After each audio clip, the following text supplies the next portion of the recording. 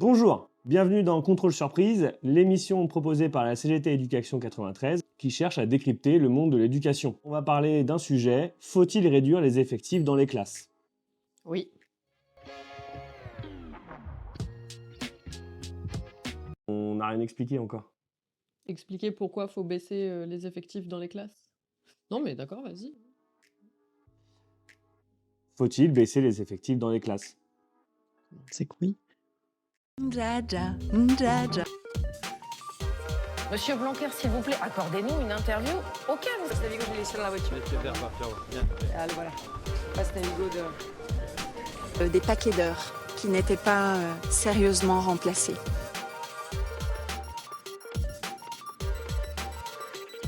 Si vous voulez pas la faire pas ici. celle d'une démocratie.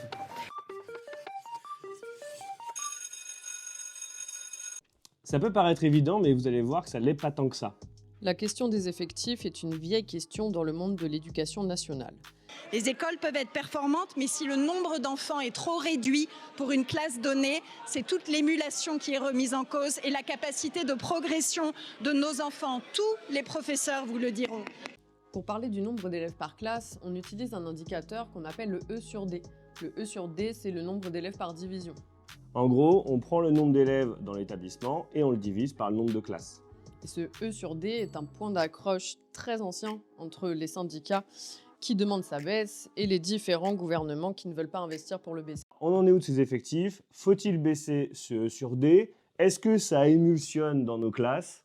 Si on compare le nombre d'élèves par classe en France aux autres pays de l'Union européenne, on est champion toute catégorie.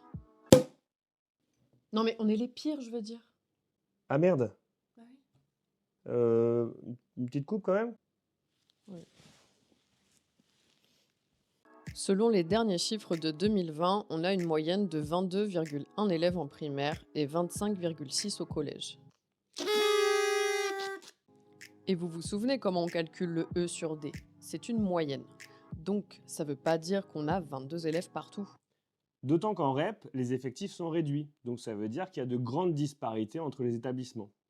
Des classes qui peuvent atteindre 35 voire 37 élèves dans certains lycées. Les classes de terminale, ils sont de 35 élèves. 35 élèves, ça ne permet pas de les faire travailler dans de bonnes conditions. Or, la mesure de baisser les effectifs pour améliorer les conditions d'enseignement, ça marche. On le sait, toutes les études le montrent. C'est un dispositif qui marche de manière automatique. Si demain vous décidez de réduire la taille des classes, vous obtiendrez cet effet. C'est un peu la seule mesure éducative qui fonctionne à tous les coups. Si on y pense, ils le savent en plus. Dans les collèges et les lycées, on donne des moyens pour faire des demi-groupes dans des disciplines. Vous savez, les fameux demi-groupes pour faire des TP ou progresser en français. Si c'était si inutile que ça, on le ferait pas.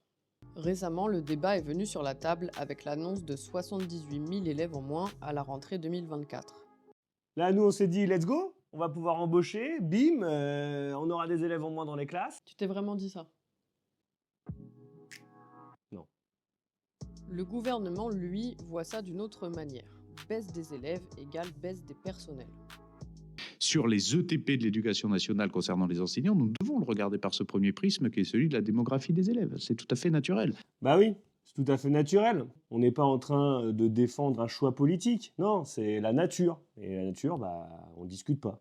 Non mais après, ils avaient prévenu. Il faut réarmer démographiquement, on a dit.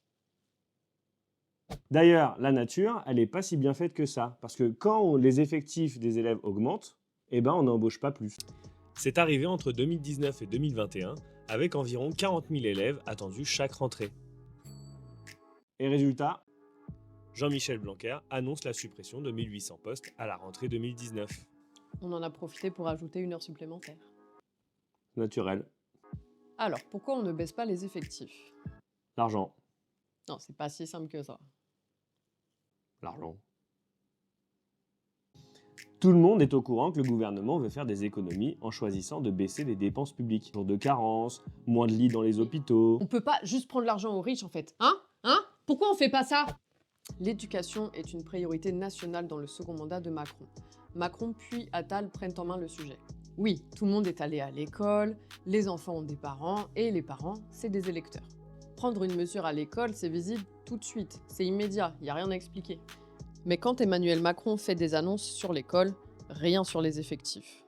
Nous instituerons dans chaque collège et dans chaque lycée, dès la fin de cette année, une cérémonie de remise des diplômes, rite républicain d'unité, de fierté et de reconnaissance.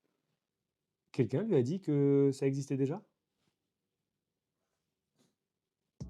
À la place, on parle de choc des savoirs, de redoublement, d'uniformes, de téléphones portables dans des casiers. Si l'école va mal, c'est jamais à cause du fait que tu as 35 élèves dans ta classe. Non, c'est parce que les profs sont moins exigeants, les parents, ils éduquent plus leurs enfants.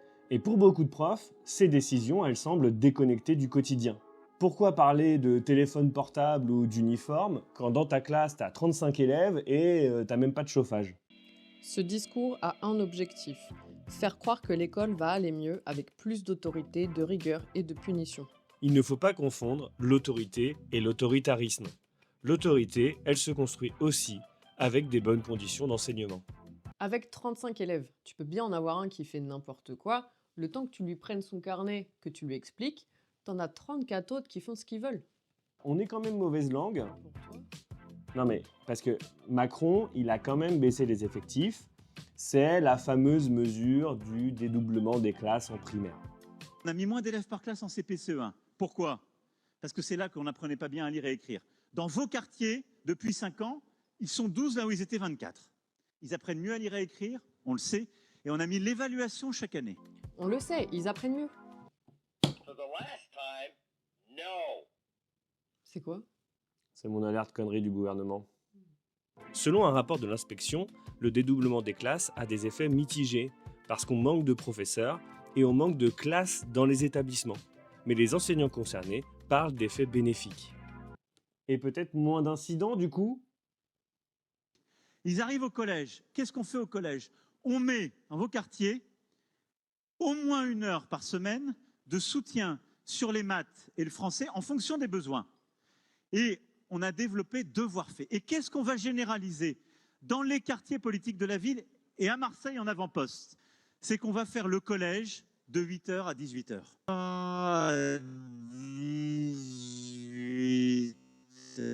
Un peu trop ralenti là, non? Le dédoublement qui est censé marcher en primaire ne marche plus pour la suite de la scolarité.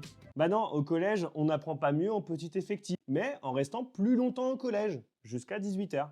Et on s'en fout, hein, si t'as piscine, danse, tout ce que tu veux, bah non, tant pis pour toi. Fallait être meilleur. C'est la même logique avec les groupes de niveau. On apprend mieux en petit effectif.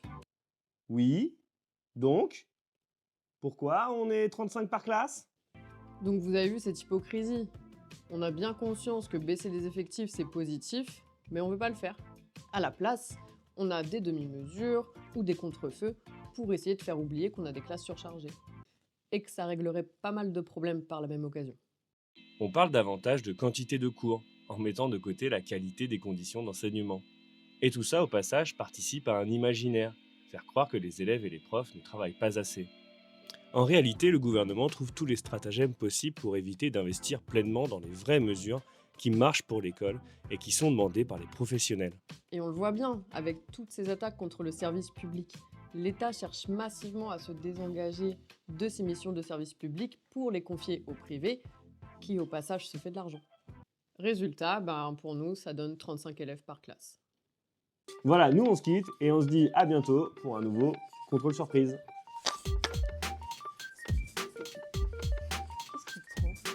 Quoi?